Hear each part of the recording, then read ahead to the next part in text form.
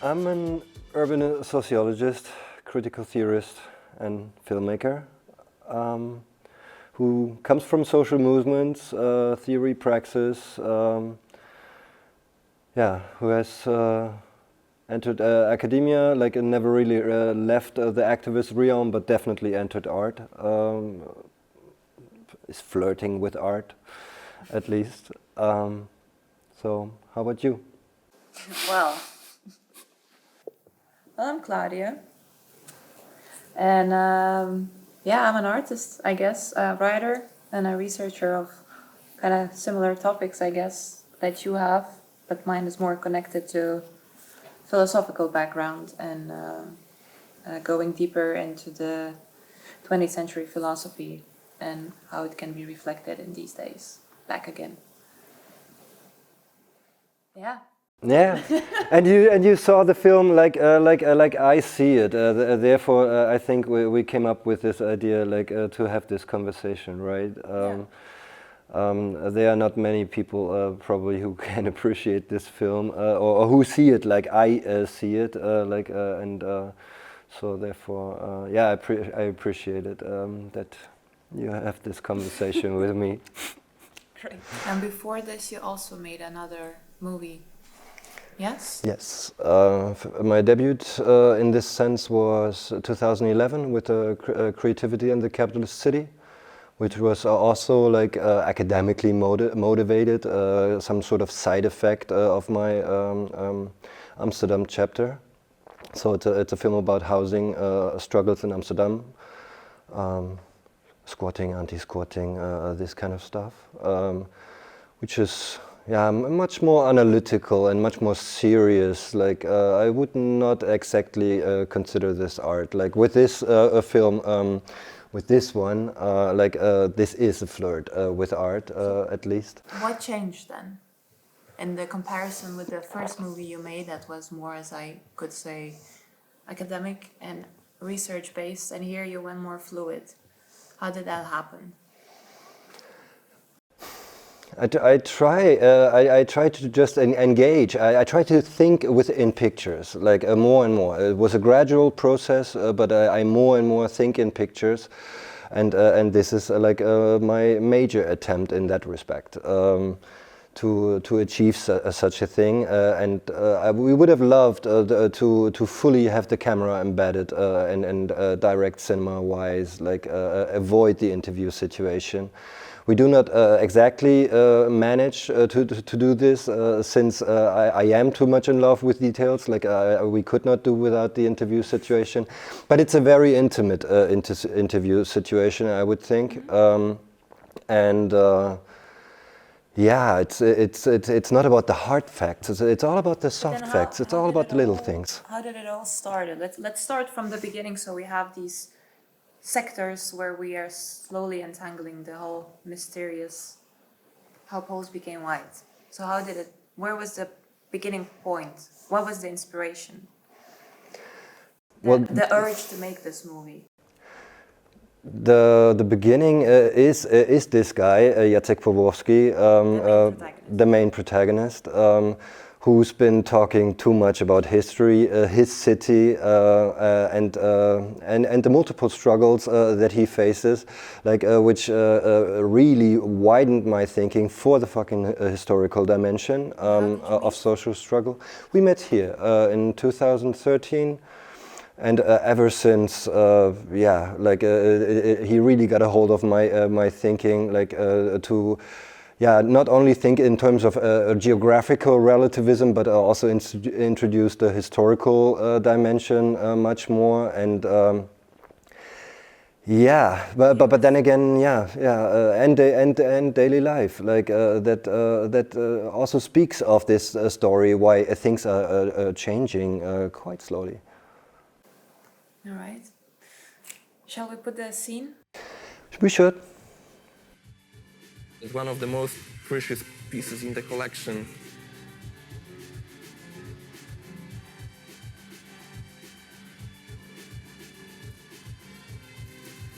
Even though my mother would hate it. Because, my mother being a musician and thinking of a composition and orchestra and how dramaturgy develops and stuff. I mean, hip-hop beats being basically looped sounds are like, yeah, it starts good, you know? And my mother would always ask, where does it go? And then it loops, and then my mom is like, what is this? I mean, that's quite dumb, you know? And I'm like, yeah, because it's hip-hop, you know? Like, that's the beat of my generation, you know? We are quite dumb. I mean, we don't, I don't know, I mean, we don't, I mean, most of us, or, okay, maybe I should not generalize, but, I mean, yeah, people don't dare to, yeah, I like our everyday life, you know? It looks, basically, we don't see those grand pictures that people see, like, in Philharmony. I think that's what you go for, that the story has its beginning, then it's nadia, the lowest point, the highest point, and then it ends, and then you go through catharsis. We are the generation without catharsis.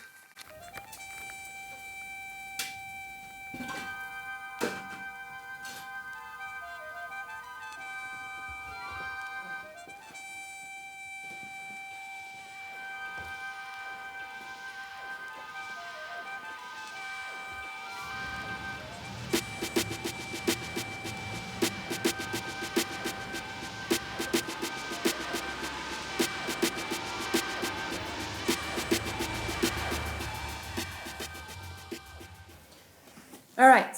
Yeah.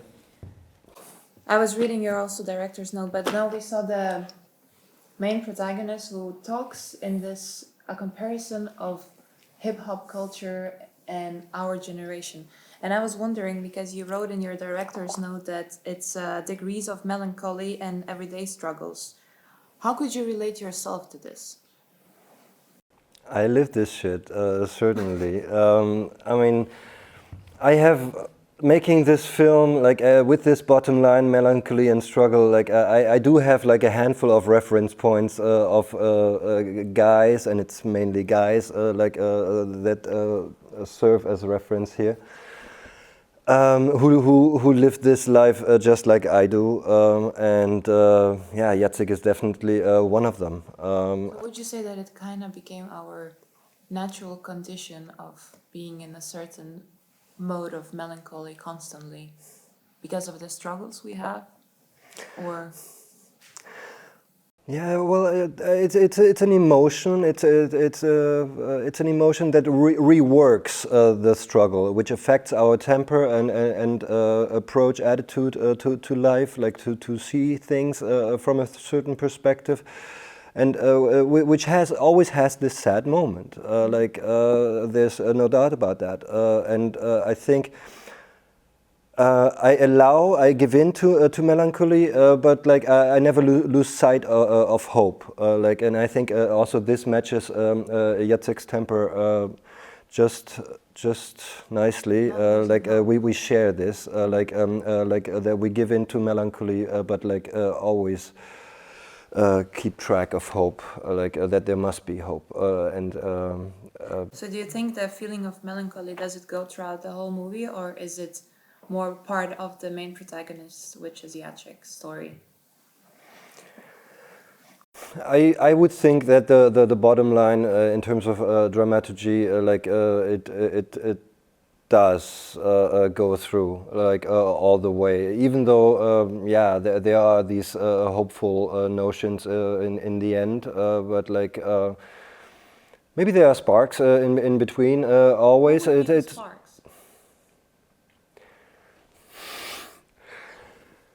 I mean, Nidal, for example, he's not exactly a melancholic guy. He's very optimistic in various ways.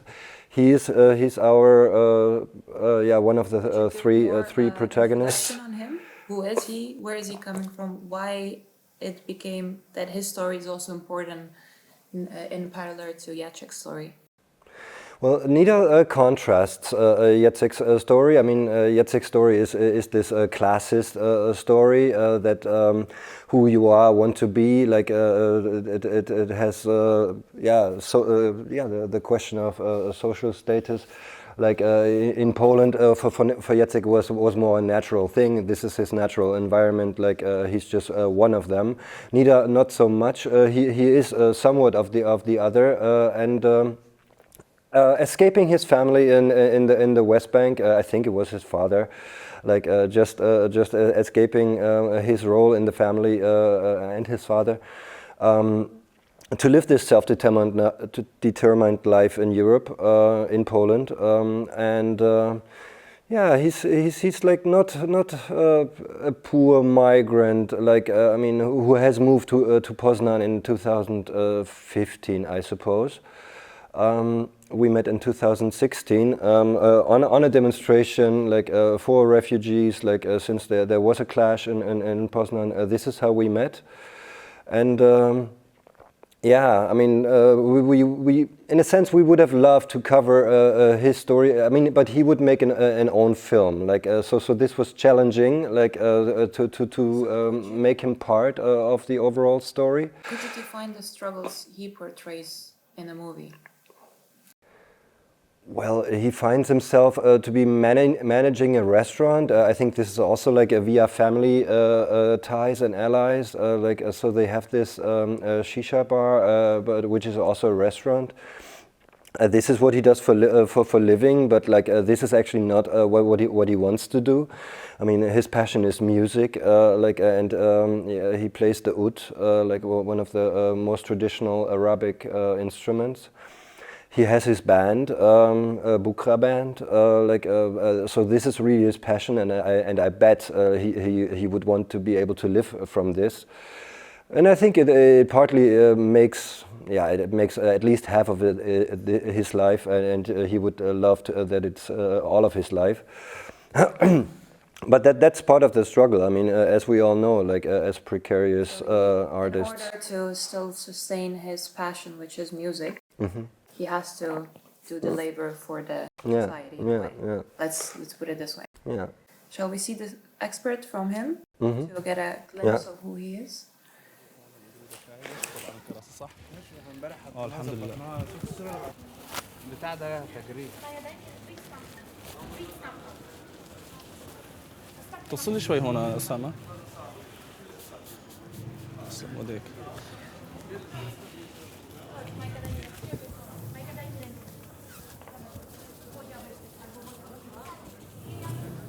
وبتعرف ليش مشخطات هم؟ من الزيح لأنه بزيح هذا واحد هيك وواحد بزيح هيك فكله بطير. كل شيء تمام بخير كل شيء بخير. عن طلبات اليوم منيح ولا لطيف؟ توصاي عندنا شيء؟ الحمد لله يلا بخير. إذا ناقصكم شيء بتخبروني هون ما فيش هون بتخبروني تمام؟ يلا يعطيكم الصحة موفقين يا رب. ديروا بالكم على المصلحة.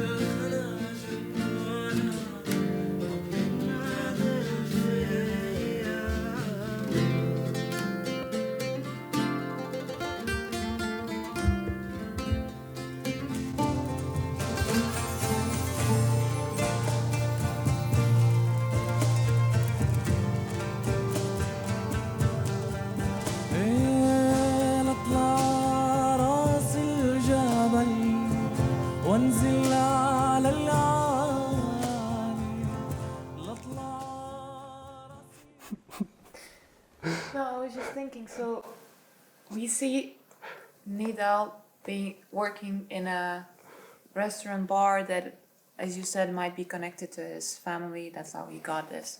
And then we see him playing, most probably, I assume, his traditional culture music that he brings to yet another country, which is not aware for centuries about this kind of a culture. So, and then in the director's note, you write that he is the visible other. And I think that's how he becomes the visible one, because in a way he doesn't want to blend in between the Polish people. Would you say so? Yeah, So yeah. he wants to stand out. Well, he's definitely seeking the stage, and yeah, he kind of assumes, from a humanist perspective, that it should also be possible, to live his life in Europe on the streets, of Poznan, which is also possible. Poznan as a Western city, Western Polish city. Between Warsaw and Berlin, this city really is influenced by both of these other cities, and therefore very liberal, very progressive in various ways.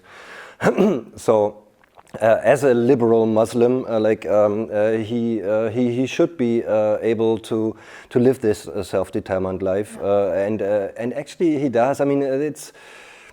There are situations. It's a big city, and there are of course also assholes, and the overall Polish climate in some way. I mean, he's part of a Muslim community that consists of 1,000 people, something like this. Why was it important for you, especially for yourself as an individual, to portray this individual, and how it correlates to Jacek's story? How do they complement each other? That comes from the title, to take the story, the underlying essay, the story of the essay, to take it further. I mean, usually you would always expect from a black and white discourse, okay, it must be about racism necessarily, and even though we try to think it differently with this film, as a class issue, and as a social struggle that affects all dimensions of social life, but we touch upon, we color it in the end, we play with othering in various ways. Before you mention essay, do you like to expand on it? By whom? Yeah.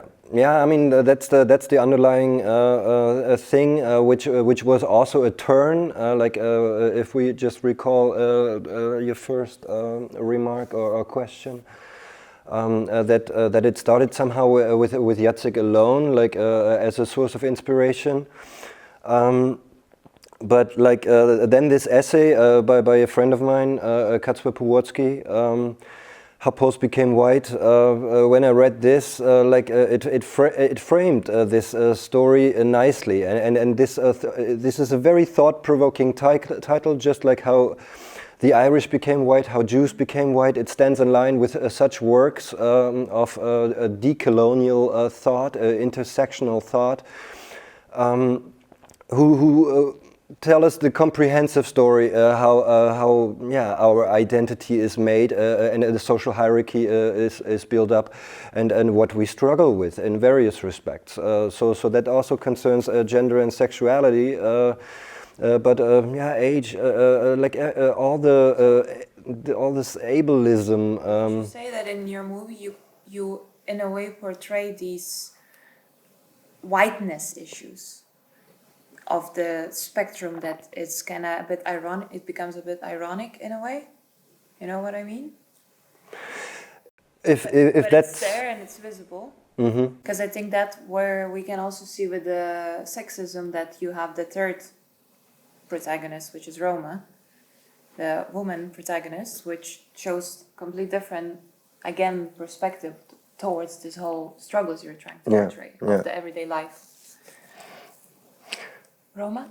Yeah, please. I don't feel at home here. I never did. I'm not interested in society, which maybe sounds harsh.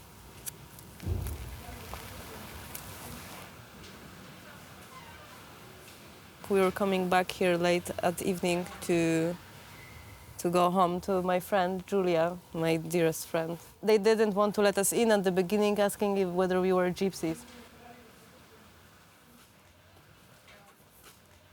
I think it's because me and Julia are darker, but I think it's also because we were not behaving as everyone else, and I think like gypsy here is more as functioning as some sort of trait of character than it is some ethnical racism or something like that. I mean, every time you will be singing in the street, or you're getting slightly too drunk, or you start to dance, or you will throw the bottle against the wall, which happens sometimes, then you'll be called a gypsy.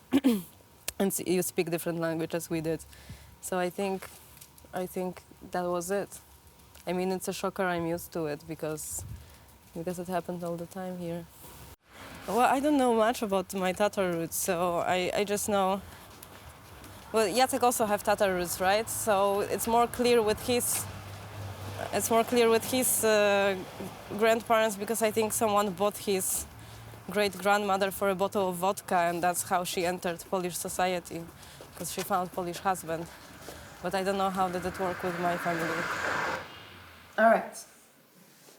So yet another character. Can you introduce her a bit more? How did she come in the movie, and why did her role also become in a way important from your perspective? Yeah, it's very interesting. Roma was all around. I mean, they did have a relationship, and they do have a child, but they broke up early on in during the production. And but I never saw her as the other. So I mean, she really, she didn't want to be part at first. But I never saw her as the other. But then once we were in Poland together, we were shooting. She was there by coincidence. We were having drinks late at night, and coming back. The story she just told us, confronted me how she is seen there, that she is the other. She's also one of the others. She's not invisible, and as she just said, it's very subtle. It might be just some darker eyes or your attitude towards mainstream society. Then you are naturally almost the other, but it's overloaded with cliches and resentments, that really make her a gypsy. At points, she almost did not get in. Or by the door, I mean, I was there. The guy said, "You all gypsies?" And the whole crowd, we were 5, they didn't react. And only Roma replied, "No, it's only me." Asking for translation later, I was struck by this very fact. I never saw her like this, and then all of a sudden I had this perspective, and I thought, who is the other in Poland? It's Ukrainians, it's Belarus. You don't actually see them But this is these are the others in Poland, and they are quite many. Even though Poland is this most homogeneous ethnic white society in Europe, but I mean, othering takes place there, Roma is obviously is part of this, but this is part of the story why she left. Would you say that the experience you had with her that night made you rethink how you see this individual, Roma? No, not...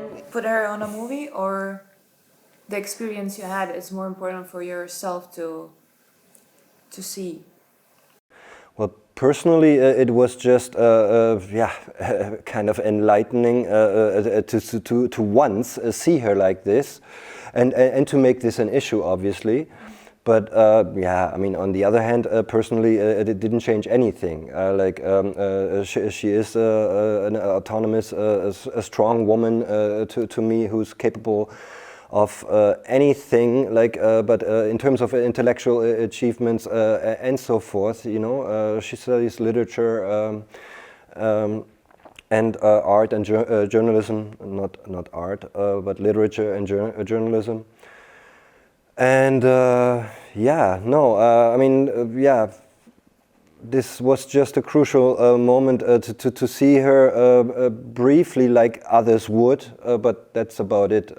We capture this on film, but it doesn't really affect my view on her substantially. But in the end, we could still say we have three main protagonists of the movie. Yes. So what happens throughout the movie? Could you give like a short notes? Where do they go? What follows next? How they, all of three of them.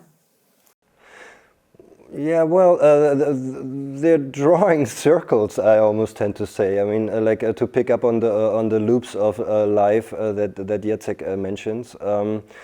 I mean, they're living a dual life, as he also says, like having a transnational biography, and moving back and forth between Poznan and Groningen, Poland, Netherlands.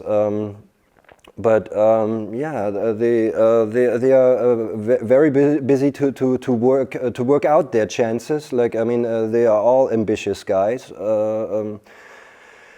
Ambitious characters, and yeah, still preparing. I mean, they are all young. They are at the end of the 20s, right? Like, so I mean, partly studying. I mean, Jacek, Roma were at that point. Roma has finished. Nidal, yeah, working, but certainly also working on his music career, and. Yeah, it's an endless project. I mean, their project has just is just starting or unfolding. Like they are really at the edge of becoming mature characters. So, would you say that any spectator who would watch this movie could find bits of themselves? I hope so. Yeah, you hope so. I mean. It's always striking, like who I see this film with, looking through the eyes of that person. I mean, I also had like my ideal audiences, of course, Polish, Dutch, German. While I would sometimes think, I mean, I cannot fully claim the Polish perspective, lacking some cultural intimacy. Same thing with the Dutch context, I would say. So it's always like a somewhat of an outside view. Dwelling everywhere in the air. Yeah, I feel like sometimes looking left and right, east and west. But coming from Eastern Germany myself, my grandmother is Polish. Yeah, she moved to Leipzig when she was 12 in '43, not voluntarily, of course. Yeah, so I can connect. I think, even though I might lack local nuances here and there, but therefore it might be also or telling, or I don't know if it's refreshing. But like to have a slightly distant perspective always to both contexts that are shown, even though I am part of this, like very much. I mean, living in the Netherlands for a decade now, yeah, with these Polish roots, early Eastern German socialization, I think I also know about this shock therapy, that we are addressing here, of the 90s. I mean, Jacek's story started exactly there. I was 10 by that time, but I was a teenager then in the 90s, and yeah, therefore I perfectly know what Poles are struggling with, just like the Eastern Germans by that time, and any other country that faced such a political transformation. Then I think what's very interesting that you kind of use a ghost protagonist, which is Kacper Pawlowski, and you mentioned before that you used his essay, and that also was kind of an inspiration point. And within the movie, we have this short scenes where we see that Jacek is also admiring him a lot. That there is this admiration towards something. Would you say that that Kacper puts them all together and within his essay? and his book presentation, which we have in a movie. Sorry, I'm just trying to find where is his place. Yeah. Yeah, like I said, most striking was also a turn of this film that he himself didn't want to take his title, the very words "How Poles Became White." He didn't take them into his mouth anymore, right? Like the article was written, it was more of a thought provocation. It's a short article, 10 pages only. Historical, solid argument, but it's more of a thought provocation, and he's written a new book Capitalism, the History of a Short Delay, and he was more going to talk about that. But this is what Jacek was interested in as well, much more substantial book, and slowly the parallels between them developed, and I began to see them when Kacper told, or when we found out that Kacper also was in the Netherlands for a brief time, 1 or 2 years or something, in Utrecht, I think. Then it really made sense, that the parallels between them are striking, and if maybe Kacper's role and moves can be the ones, or at least there are parallels between the two. And he does play a role in a movie as well. Yes.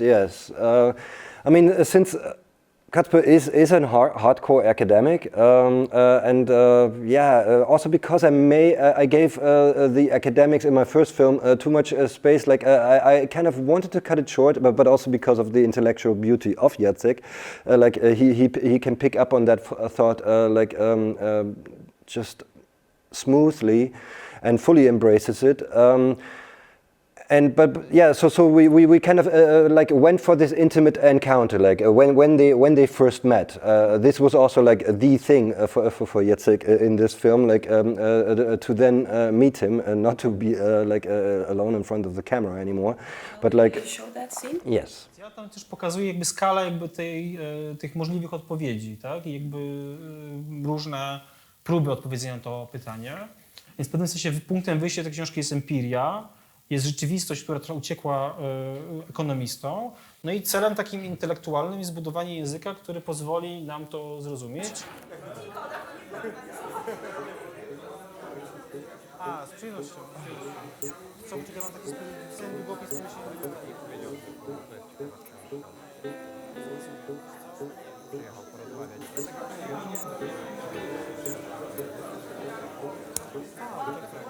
Anegdotycznych niż mniejszych jakby artykułów.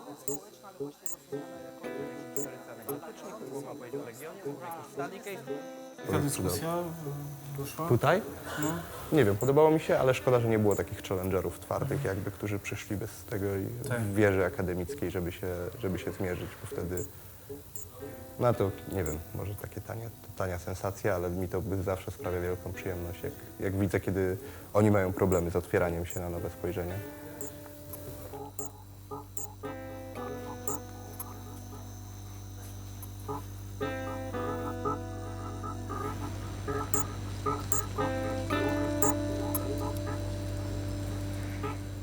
Could you comment a bit about the scene? Why it becomes important to show this Jacek meeting Kacper as his idol, and then Kacper introduction? Yeah, well, it gives us the opportunity to bring Kacper in, but to have it as an intimate encounter, of two protagonists, or you called Kacper Ghost protagonist earlier, and I agree with this. He's not a full protagonist in this sense. He remains in the background, giving us the title, and certainly touching upon his book, but he again makes an interesting argument and drops us this line, for example, that nobody academically, nobody's been talking about capitalism since 1965 in Poland, right? Like, and he's the first one to do so again, while in other countries the discussion is going on, you know, like be it on the streets or not, but certainly academically in the media, newspaper, and also on kitchen tables. I mean, I'm not saying that it's not discussed at kitchen tables, but But he also talking about this shock therapy and how it unfolded, like what it confronted people with. This is just he also mentions that politics are kind of like a dirty word in Poland in general between Polish people, that if you want to approach somebody with new political ideas, you shouldn't say you're coming from politics. Yeah. And I was thinking, isn't it still kind of, because he also writes about what happened in his essay after the Second World War, that was a big shock trauma, and then what followed next with the Soviets. So wouldn't you say that politics are still like this fear for general people, from middle class, that it's still some kind of a ruler that is controlling and people are fearful? And for me, at least, when I saw it, I felt like Kacper is bringing this relief a bit, that you can be connected with politics and have an intellectual mind and have still good wishes towards society, not the selfish ones. Mm-hmm. So I think he does play this role of giving a bright note at the end of the tunnel, no? I hope so. He's not only an academic, but he's also an activist. I mean, a retired activist. He says these days. He was a part of the Right to the City movement in Poznan, where they very much struggled with a political notion. Like whenever they said politics, people were blocking. You know, like politics. We kind of know this. I mean, depending on how old they were, but like. If we're talking adult society, they always had these déjà vus, of a political framework, that's telling them what's social or how to be social, and it was always this centralist framework where equality was preached, but some were more equal than others. And yeah, so this is a very difficult constellation, yeah, they reframed it by simply taking on politics, not calling it as such, but doing it. You know, basically addressing it as a citizens' movement, but reinventing a vocabulary and reinventing the notion of politics. Within this Right to the City kind of framework, this is most interesting, since I really think it worked. Yeah. So now we have these 4 individuals in your movie which you very much follow as an observer, I would say. And if we now kind of got the bodies of who they are, and then coming back to the surface on the visual level of the movie, I would say the whole camera is more like an observer and we're watching these people. But as you said at the very beginning, you were very much yourself involved. So how did the choice of making it, how to say it, artistically, aesthetic? Because there are scenes that they just float, and if you don't know that it's a documentary, because it is in the end, you would think it's all staged. You know, there are parts that... Okay. They look so natural, and the observing part of the camera, it gives this notion of watching a movie and not an anthropological documentary on certain individuals. Mm-hmm. So how did this happen? Or maybe it's just in my vision only.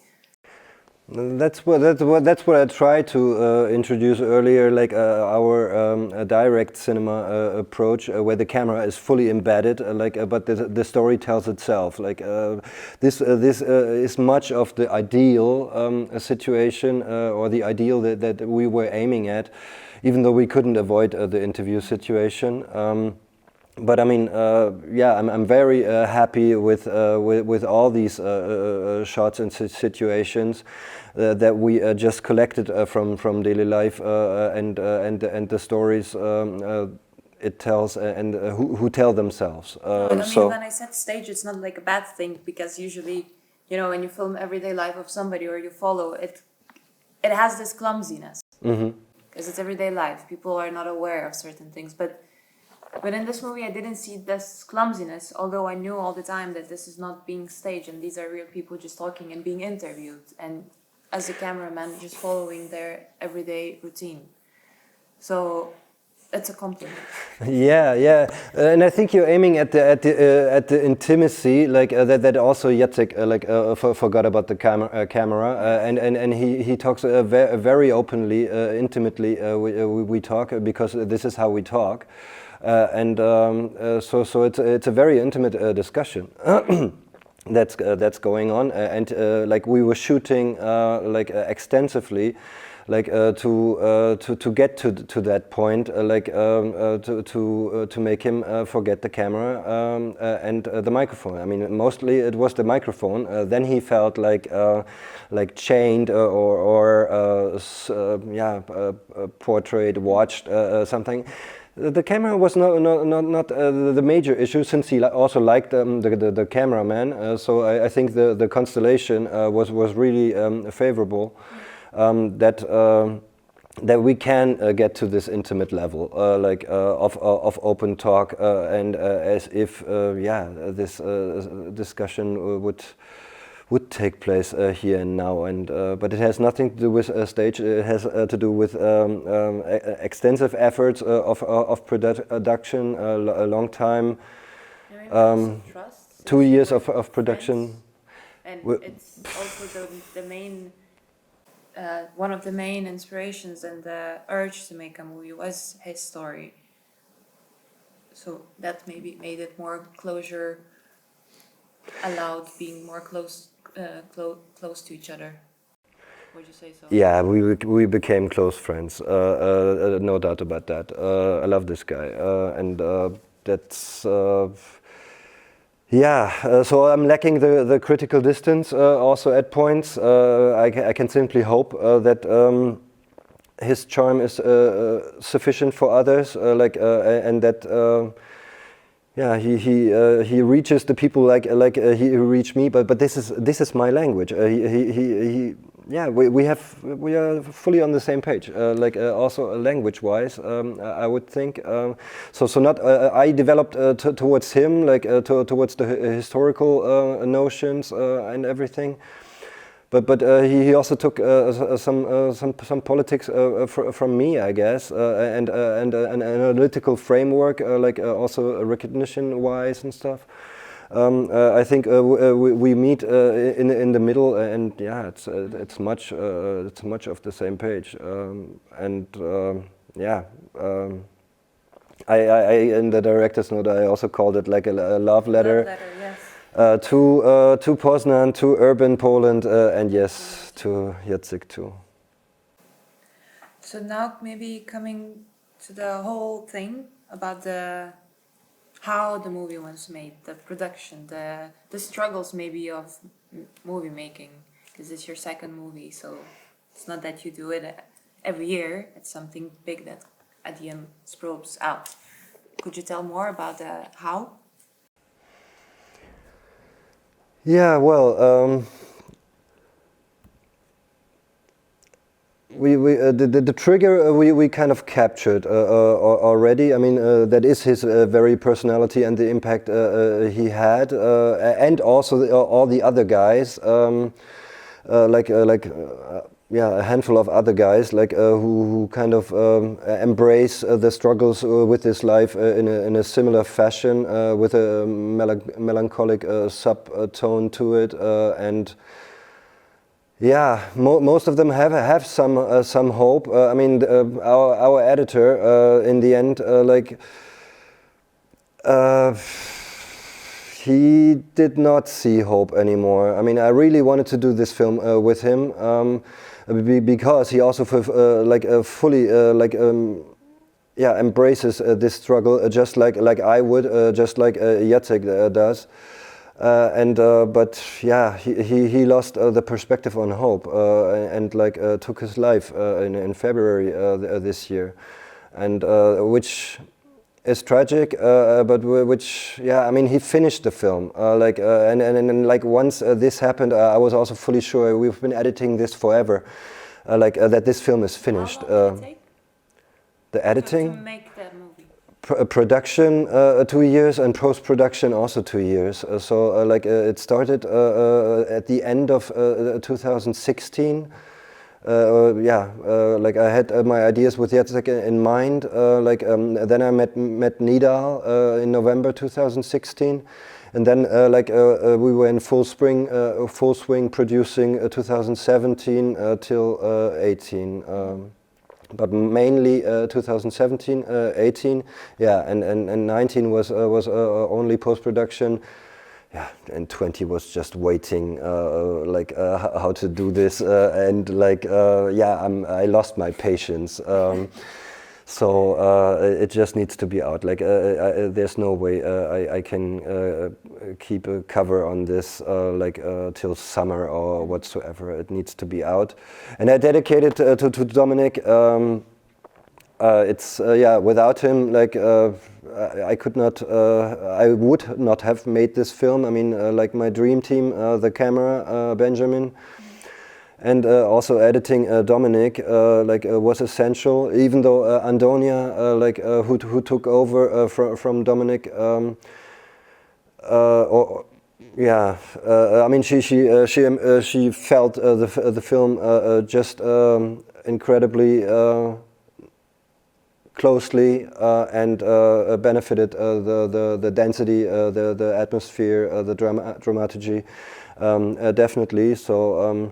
Yeah, but these two guys, and especially also Dominic, I mean, yeah, without him, it would have felt strange, to make this film without him. Not only because he told me during the first film that he's a skateboard editor, and the skateboarding notion was also important to this film. And I was like, okay, Dominic, we have a skater here. The bottom line is melancholy. This is your film. You must be the editor, and he was struggling hard. You cannot live from editing, independent documentary films. He was. Yeah, for living, he was delivering wine. This is how he earned his money for rent. Editing was on top. Beyond that, he also was actually more of a musician, and struggling hard with who he wanted to be and how to get there. And yeah, he lost hope, which is. Yeah, drama, tragedy, but hey, Dominic, this is for you. Could you put your whole process in one sentence? The process was more dramatic than the outcome shows. That's the correct answer. Yeah, the background and yeah, you need quite some background. You did show the movie for some people already. Yeah, it's not completely unknown. What were their reactions? What kind of reactions did you get from people who saw it?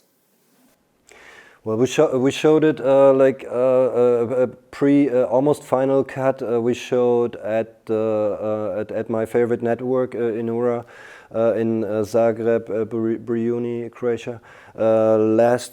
Not last summer, but the summer before, summer 2019, which was some in pre-premiere to me, and it was received overwhelmingly well. That was people. I felt also very comfortable because they can deal with the academic motivation to this piece. I mean, Kacper is also a Nura member, so they could connect to two individuals that were crucial for making this film, but also being interested in politics and urbanism, how it plays out, like in city life, the struggle that we all. What was the negative reactions you got?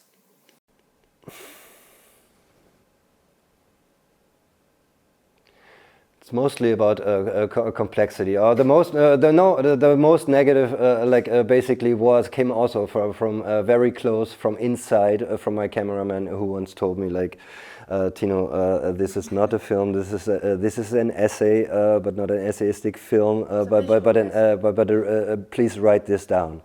And even though it makes me smile, I heavily reject this, since I think it should be possible. Like it's not a documentary like like other documentaries. Think it's really some embracing various things. And maybe it wants too much in a way, which is the moment sometimes when I say, like, please do some reading and or watch it twice. Which I did. Thanks. You're one of those. No, but I mean, it must not be a negative thing, right? Like, if you. Well, it's not a negative, but just that, you know, there's tastes and people. It's weird. We're a culture of watching movies every day almost, and this movie, can we watch it? Can we just put it on the TV and leave it to be watched by everybody who has a TV access? That was my question. If those people saw it, what are their reactions, you know? I was always curious why is the choice of that big grandiose Jesus sculpture at the beginning? What is the sculpture? Does it have a meaning, a reason behind? Why did you use it? Because it is very symbolic, and when I see the title of the movie and that sculpture, and having some knowledge about Poland and their very strong Christian beliefs, it kind of gives me this first notion that it's going to be connected with religion in a way. So why did you choose that sculpture particularly? I mean, yeah, I know. But is there a meaning behind? It was an aesthetic, but also symbolic choice, of course. Because it is, the Catholic Church is like the moral institution, also like very alive and kicking these days, like in close alliance with the government. I mean, like when I was always passing by this statue, on my way from Berlin to Poznan. So, and you can see it. It's the biggest Jesus statue in the world. It's 5 meters higher than the one in Rio. Yes, and it's there in a minor village in the Polish countryside, like Srebocin, I think is the town called, and I was always passing by there, and it's most impressive to see, and I wanted to have a shot of this because it symbolizes somewhat of the cultural climate. And yeah, if we think these days what's just been going on with the abortion ban and how female rights are just marginalized, and which has nothing to do with political equality anymore, nothing to do with personal autonomy. I mean, Poles were outrageous these days, right? I mean, our generation. I mean, basically, also my claim, that this is the generation that struggles, but does not rebel. I mean, now they became rebels again. And I really think I was amazed by that very fact, and I love the fact that they proved me wrong in that respect. It is much needed, it's a symbol, even though we showed this in the beginning, and we also totally transformed this symbol in the end, with the LGBT demonstration. Maybe I shouldn't spoil it. Oh, okay. No. No, you shouldn't. Yeah, we will cut this. Yes. It's always tricky because the question is directed at you and these are your thoughts, but the fact that Jesus was born 50 kilometers away from where Nidal was born, and that Jesus is being shown as this symbol of Polishness to a certain degree, and Nidal is the other, was for me one of the intriguing facts about that statue. That might not have been the reason why you picked it, but that doesn't mean you can't say it. True. It's a good correlation. Then, if you're having a puzzle that you are missing pieces, this could There's be a it. couple of pieces. I mean, the transformation at the end is one of the pieces, but this for me was one of the pieces. Jesus was not a white guy. Jesus was a Palestine. Think about that. Yeah, I've always been struggling with the dimension of religion, and I'm really not good in this. You got a Palestine guy in the movie. That's Yeah. why it becomes cool. Otherwise, it would just be a bit complex. But that, Oh, wow, yeah. but it's up to you. Ask him who he is. I'm gonna die again. No. So, you're a producer, yes? Yes. Could you tell me your opinion about the movie? Why did you decide to get involved in this whole process? Why did I decide to get involved in the whole Or process? were you pushed to be involved? No, it was a combination. Okay. It was something that Was happened balanced. out of a conversation between each other. We know each other already for quite a long time. And when we sit down, then we have a beer and we talk about all kinds of things, but mostly related to society and how stuff works or doesn't work. And out of those kind of conversations, things pop up. And this was one of the topics that we had talked about a couple of times. And it was an intriguing story. So that's how I became involved. So yes, there was an element of asking, but there was also an element Also of your interest. curiosity. Yeah. And So- then the whole process of the movie, could you give some comments? I can. I will sit down. Yes, please. Well, of course, what I also expected, and I mean, and that is exactly what happened. I mean, the process took a while, and the process was not a very easy process, but that's also something that I kind of expected. Because I know Tino, when he engages with a topic, he doesn't engage with it as if he wants to just make a piece of art according to certain standards or a certain outcome. He is interested in the story, so he engages with the story. He wants to see how the reality actually is. That's of course somewhat of an academic attitude towards the world, but it is also who he is as a person. So I knew that it was going to be a search, and that the search would evolve into a story that you couldn't predict from the beginning onwards. So that meant, It was a journey to unknown. it's a journey, and in Yeah. that sense, I think the movie also shows that. And that was also one of the reasons why I was committed to the whole process.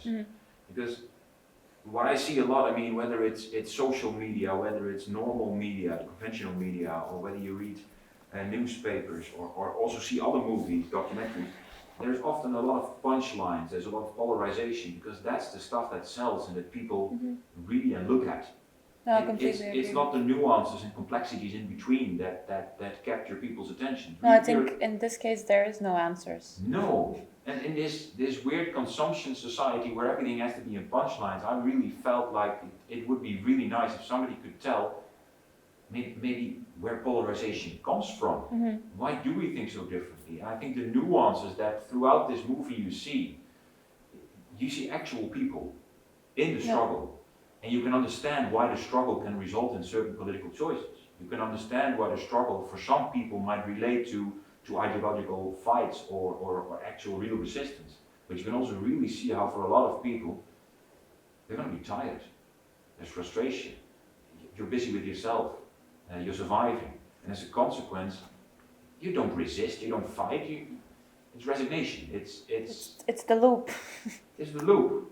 And that is how I think a lot of those polarized things that we see in the media actually are created, because there's a deeper societal dynamic behind that. And I think that's something that you can actually see quite beautiful in this movie.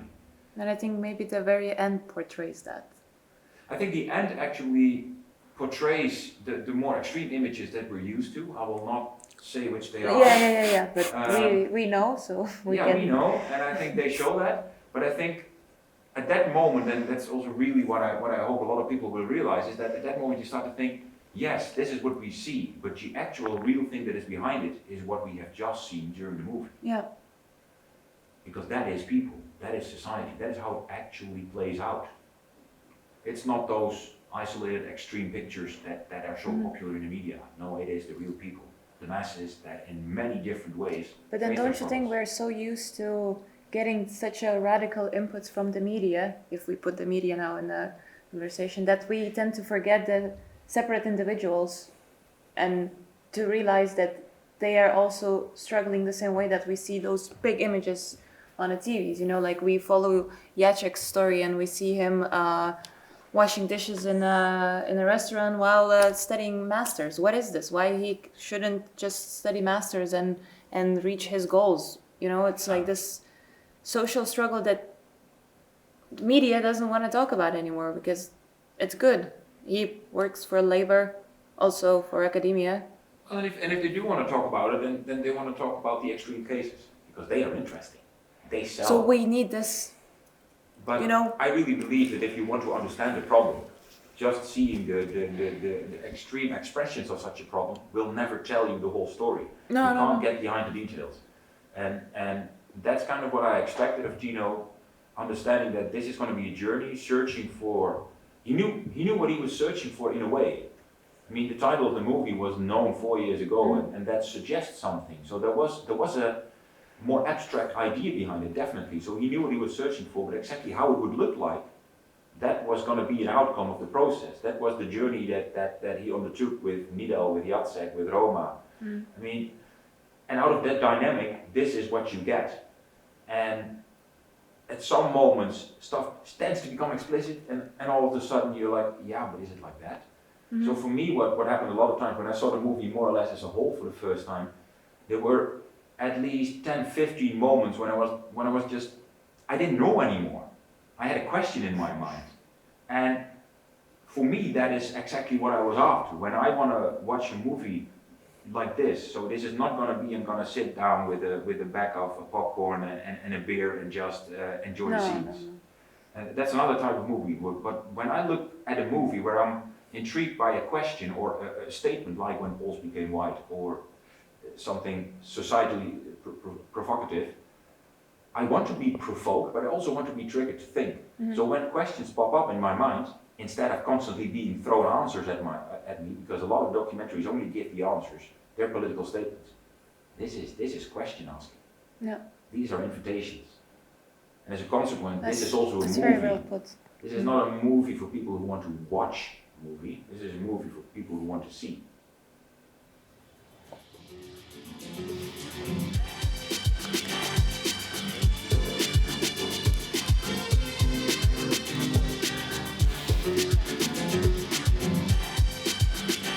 But we were